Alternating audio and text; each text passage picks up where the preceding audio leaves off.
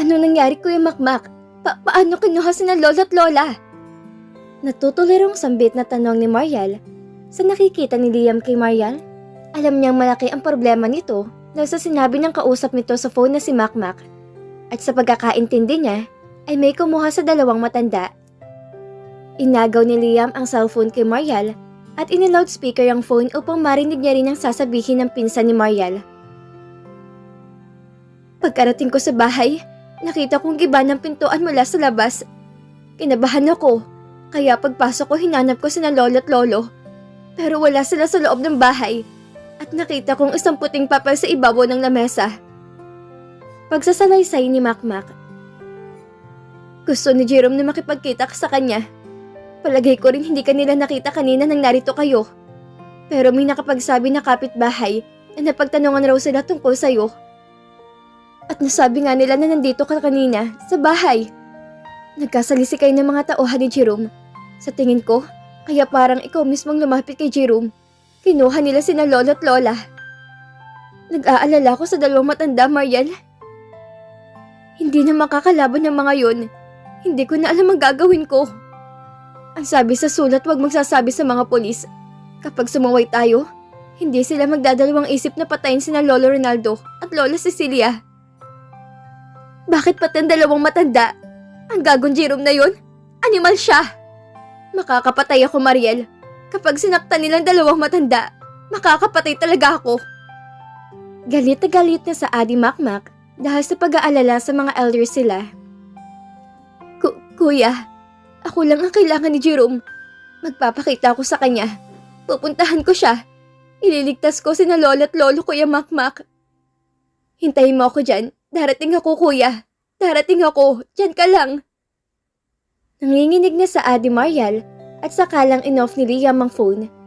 Tumayo na mula sa pagkakaupo sa couch ni Mariel.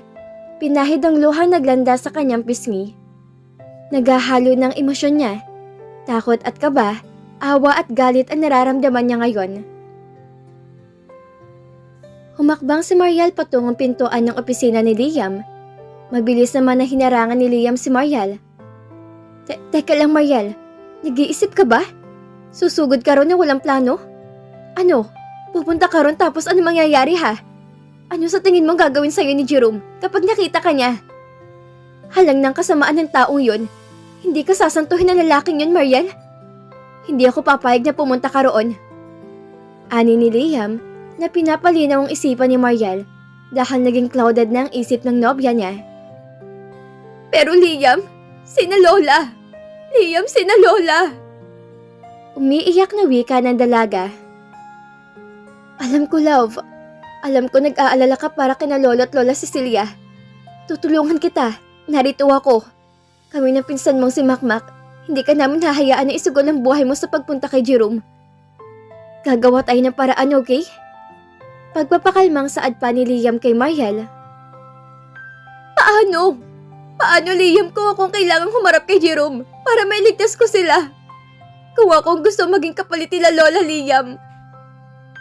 Hindi ko kaya na may mangyari masama kina Lola nagdahil sa akin. Humahagulhol na ani pa ni Mariel. Maupo ka muna. Pahiram ako ng phone mo.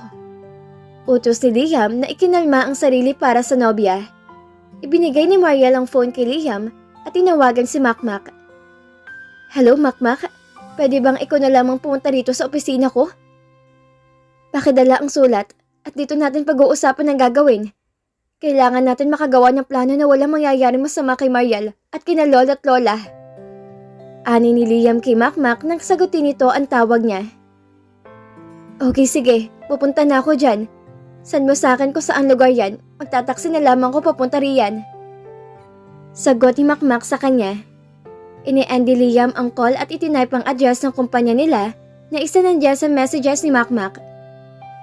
Isang oras din mahigit ang hinintay na magnobyo bago nakarating si Makmak sa kumpanya nila Liam. Bago pa man sumakay ng elevator si Makmak, ay tinawagan na muna niya ang phone ni Mariel upang ipabatid na naroon na siya sa building ng company nila Liam.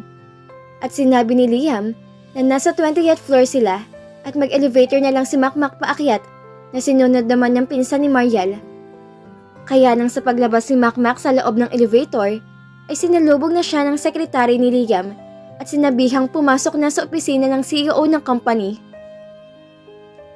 Pagpasok ni Makmak ay agad na yumakap si Mariel sa pinsan at umiyak. Inalo naman ni Makmak si Mariel. "Ililigtas natin si Lolo Mariel. Sasama ko sa iyo na makipagkita kay Jerome." Ani ni Makmak na nilayo na sa katawan niya sa pagkakayakap ng pinsan. "Asan ang sulat?" Seryosong tanong ni Liam kay Makmak. May kinuha naman si Makmak sa bulsa ng suot nitong 6-pocket cargo short. Ang sulat na sinabi nito kanina na iniwan ng mga tauhan ni Jerome. Iniabot ni Makmak kay Liam ang sulat na ikinalapit ni Mariel sa nobyo at nang buklatin ni Liam ang papel ay nakibasa na rin ang dalaga. "Mariel, masyado nang matagal ang pagkatago mo. Naiinip na ako makita ka muli. Kukunin ko na muna ang 2 matandang alam ko mahalaga sa'yo. Alam ko rin na hindi mo kakayanin na hayaan lang sila sa akin at sa kamay ng mga tauhan ko. Kaya naman iniimbitahan kitang puntahan ako kasama ng pinsan mong Pulpul. Magpunta kayo sa terminal ng bus sa Baclaran patungang Cavite bukas sa madaling araw. Lalapitan na lang kayo ng mga tauhan ko para sunduin kayo roon. Kapag hindi kayo nakipagkita, baka hindi nyo na makita pang buhay ang lola at lola nyo. Wag na wag kayo makikipag-usap sa mga pulis. Kapag nakarating sa akin na sinubukan nyo makipag-cooperate sa mga pulis, ay una kong papatay ng lolo mo at isusunod ko ang lola nyo." "Liam, baka saktan nila sina lola. Baka totohanin ni Jerome ang panta niya." "Liam, hayaan mo na akong harapin si Jerome." Pagsusumamo ng dalaga kay Liam. "Mariel, makinig ka. Nangako ko kina lola na aalagaan kita. Ibinilin ka sa akin ng lola mo, hindi ba? Makikipagtulungan tayo sa mga pulis na hindi malalaman ni Jerome. May kakilala ako na makakatulong sa atin." Ani ni Liam na ikinasang-ayon ni Makmak. "Tama ang boyfriend mo, Mariel. Hindi tayo dapat magtiwala kay Jerome. Malala ng kasamaan niya. Hindi tayo nakakasiguro na papalayaan yung 2 matanda kahit napuntahan mo pa siya. Pati paano ka? Hindi rin gugustuhin nila lola na mapahama ka rin. Kaya makinig na lang tayo kay Liam. Kailangan natin maging mautak kaysa kay Jerome, Mariel." Paliwanag ni Makmak kay Mariel na kinatahimik naman ng dalaga. "Tawagan mo ng kakilala mo makakatulong sa atin, Liam. Sana lang talaga maaasahan ng taong yan." Saad pa ni Makmak kay Liam nang harapin niya ang nobyo ng pinsan. Tumango si Liam at inilabas ang kanyang cellphone. Tinawagan niya si Dixon at ipinaalam niya ang nangyaring pagkidnap ni Jerome sa 2 matanda. Isinalaysay niya rin ang naging dahilan ni Jerome kung bakit yun ginawa, pati ang naging relasyon niya sa mga taong involved sa kidnapping na dahil na runaway fiancé ni Jerome ang girlfriend niya na ngayon. Medyo nagulat pa si Dixon sa kanyang sinabi, pero naintindihan naman siya nito at sinabi sa kanyang masaya to para sa kanya dahil nakamove on na siya sa pinsan nitong sa Almira na namayapa na. Nangako si Dixon kay Liam na makikipagtulungan to sa kanila. Sinabi nito na may ilang oras pa naman para makapagplano sila, kaya nagpahintay na si Dixon sa kanila dahil nais itong lumawas agad ng Manila upang humingi ng backup sa mga kaibigan nitong pulis din sa departamentong malalapit sa kanila at sigurado siyang mapagkakatiwalaan. Makakatulong din ang mga nakalap ni Dixon sa pag-undercover niya sa mga gawaing iligal ni Jerome sa Cebu. Pagkatapos ng pag-uusap nila Liam at Dixon, ay hinarap naman ni Liam ang mga pinsan. Isinadjust niyang manatili na lang sila sa opisina at doon na hintayin si Dixon. Sumang-ayon naman ang dalawa dahil wala pa rin lakas si Mariel gawa ng sobrang pag-aalala nito kina Lola Cecilia. Ganon din ang nararamdaman ni Makmak na iniisip ang kalagayan ng 2 matanda. Lumabas ng opisina si Liam upang utusan ang sekretary niya mag-order ng pagkain para sa kanilang lahat. Pinag-o-overtime na rin niya to na hindi naman umaangal sa kanya. Ibinilin din niya na itawag nito sa security guard na maghigpit sa mga taong papapasukin sa loob ng kumpanya at itawag muna sa opisina kung sino ang bibisita o maghahanap sa kanya. Nang maihatid sa kanilang pina-order ng pagkain, ay pinilit nilang kumain si Mariel na wala tagang kagana-ganang lamnan ang pagkain ng tiyan nito. Pero kahit na alam nila Makmak at Liam na ayaw kumain ni Mariel, ay pinilit pa rin itong pagbigyan sila. Sinabi niya ang kailangan nitong kumain upang may lakas si Mariel para bukas. Ayaw man ni Liam na pumunta si Mariel sa lugar na pinapupuntahan ni Jerome sa magpinsan, ay wala na siyang nagawa pa para kontrahin ang desisyon ni Mariel dahil desidido na talaga ang girlfriend. All he needs to do is to trust and protect her at siguraduhin na hindi masasaktan at may lalayo ni Jerome sa kanya si Mariel. Samantala, sa hideout kung saan dinala ng mga tauhan si Jerome ang matanda mag-asawa, ay kakarating lang din ni Jerome roon. Nauna lang ng ilang oras ang mga tauhan niya na makarating sa lugar na inuutos niyang pagdalhan sa mga matatandang ipinabihag niya. Galing pa siya ng Cebu.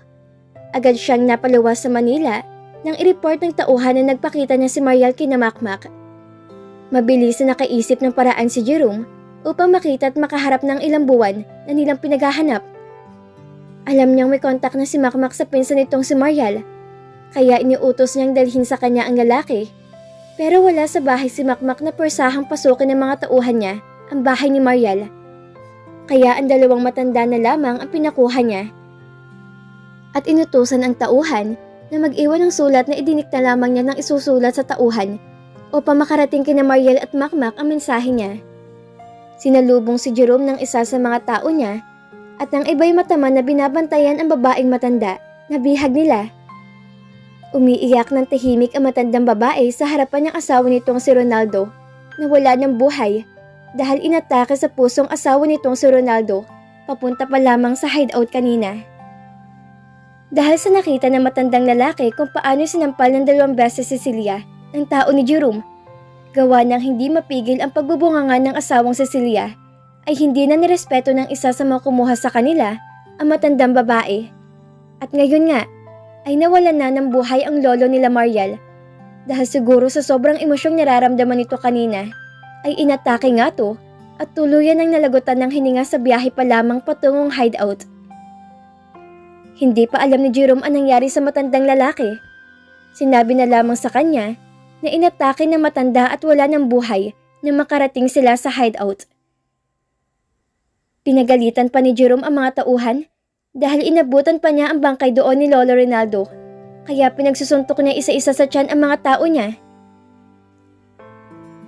Inutos ni Jerome na ilibing o paanod sa ilog ang bangkay ni Ronaldo na ikinahagulhol ni Lola Cecilia nang marinig niyang utos ni Jerome.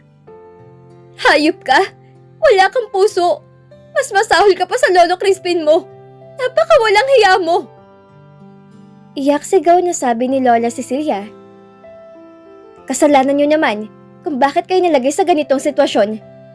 Kung sumunod kayo sa pinag-usapan, hindi ito mangyayari sa inyo. Angil ni Jerome kay Cecilia. Patayin mo na rin ako! Patayin mo na ako! Pasigaw pa ring sambit na matanda kay Jerome. Don't worry, tanda. Hindi na rin naman magtatagal ang buhay mo. Sisiguraduhin kong sa susunod ko na rin sa asawa mo. Kailangan pa kita para makuha kong apo mo. Saad naman ni Jerome na ikinaiyak na lang na matanda na pinipilit na matanggal ang tali sa kamay at paa. Nasa loob ng isang silid ang dalawang matanda na binabantayan ng tauhan ni Jerome, kaya hindi rin makakatakas ang matanda.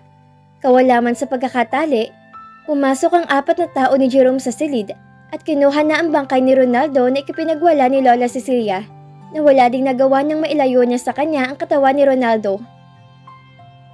Napakawalang hiya mo! Isa kang demonyo!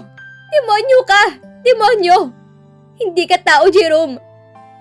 Sigaw na wika ni Cecilia na humahagulhol pa. Bantayan niyo mabuti yung matanda.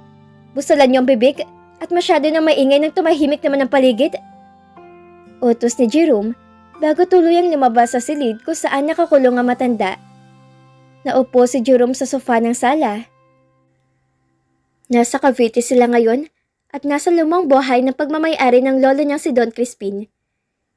Ilang buwan na ring nawala ang matanda na ang pagkakaalam ng mga malalapit sa kanyang lolo ay nasa ibang bansa lang ito at nagbabakasyon. Pero ang totoo ay napatay ni Jerome ang lolo niya nang hindi niya sinasadya. Flashback. Kakalabas lang ni Jerome noon sa kanyang silid na makita niya si Don Crispin na nasa hallway na ng labas ng kwarto nito. na mukhang nauna lang makalabas sa kanya ng ilang segundo. Matiim na pinakatitigan ni Don Crispin si Jerome. Nalalapitan siya nito at magmamanyo sana, pero tinabig nito ang kamay ng apo. Nagngalit ang bagang ni Jerome sa inakto ng kanyang lolo, pero hindi niya ipinakita sa matanda na nagagalit siya rito. Hindi ka pa rin nagbabago, Jerome? Binalaan na kita na itigil mo na yung ginagawa mo. Akala mo ba hindi makakarating sa akin ang mga kalokohan mo, ha? Sinabi ko sa iyong iwasan mo ang mga kaibigan mong adik. Pero ano, sinusuway mo ko. At malalaman ko pa na isa ka pala sa mga nagbebenta ng marijuana dito sa lugar natin.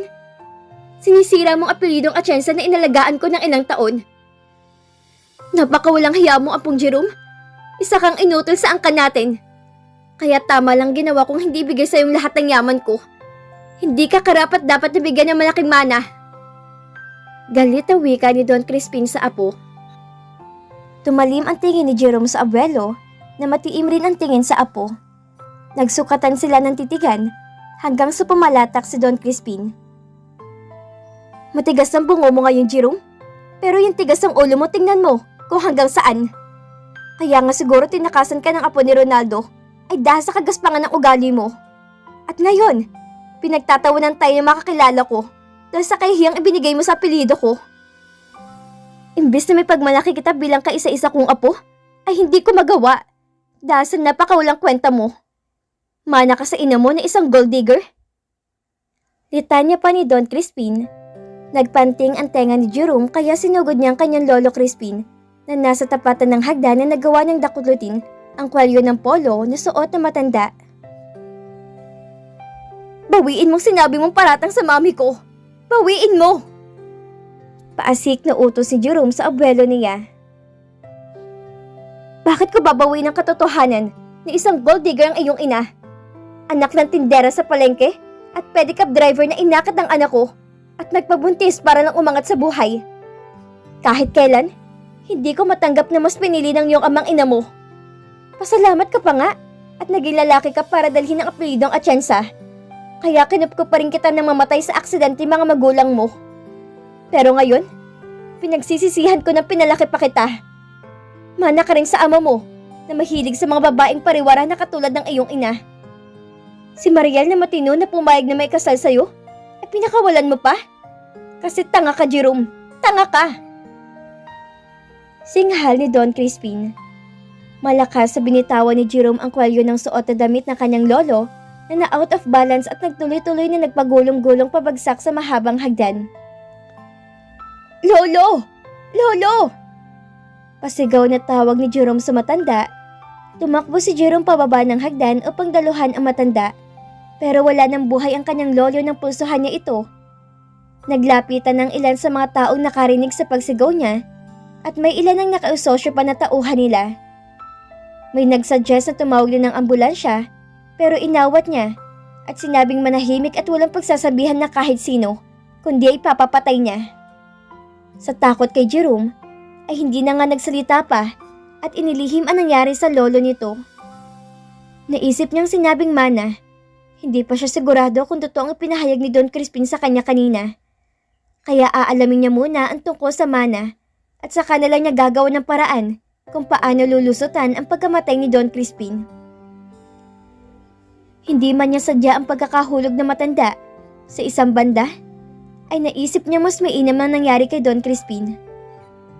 Mahal na mahal ni Jerome ang kanyang ina, kaya masakit para sa kanya ang tawaging gold digger ang kanyang ina.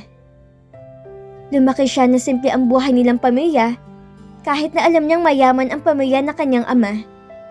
Nalaman niyang itinakwil ni Don Crispin ang kanyang papa dahil pinili ang kanyang ina.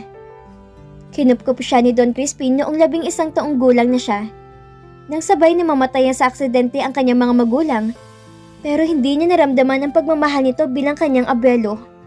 At pakiramdam niya, ginawa lang siyang tauhan ni Don Crispin. End of flashback. Boss, tumawag si Boyet. Dinala raw nila sa kakahuyan ng katawan ng matanda. Ililibing na daw nila roon at baka makita pa ng iba kung itatapon lang nila kung saan. Delikado kung may makaalam pa raw. Ani ng isa sa mga tauhan ni Jerome na pinagkakatiwalaan niya. Boss Jerome. Muling pagtawag nito sa amo na hindi ata narinig ang sinabi niya kanina. Ano nga yung sinabi mo kanina? Tanong ni Jerome nang bumalik sa kasalukuyan ng isipan niya. Ang sabi ko, boss, tumawag si Boyet. Dinala nila sa kakahuyan ng katawan ng matandang lalaki at ililibing na lang daw nila doon ng bangkay para wala raw makakita pa. Muling saad ng tauhan niya. Tumango-tango si Jerome at saka kinausap ang tao niya. Okay, sabihin mo na bilisan nila at kailangan ko sila rito. Magpabili ka na rin ng makakain para mamaya. Maghanda kayo mamaya madaling araw dahil kayo ang susundo sa magpinsa sa terminal ng bus sa Baclaran. Utos ni Jerome na ikinatango ng lalaki at umalis na sa harapan niya. Makikita na ulit kita, Mariel Iscares, at sa pagkakataon na to, hindi ka na makakawala pa sa akin. Pagbabayaran mong pagpapahiyang ginawa mo sa akin. At dahil sa'yo, kalahati lang ng kayamanan ni Don Crispin na makukuha ko. Hindi ako makakapayag na mapunta lang sa ibang lahat ng dapat sa akin. Kaya pakakasalan mo ko by hook or by crook upang mapakasakin ang lahat ng mana. At kapag nangyari yon, ay saka kita pagbabayarin sa kapangahasan mo. Wika ni Jerome sa sarili. At dito na po nagtatapos ang kabanatan ng ating kwento. Sana po ay muli niyo akong samahan sa mga susunod na kabanata na ibabahagi ko sa inyo. Maraming salamat po at ingat po tayong lahat.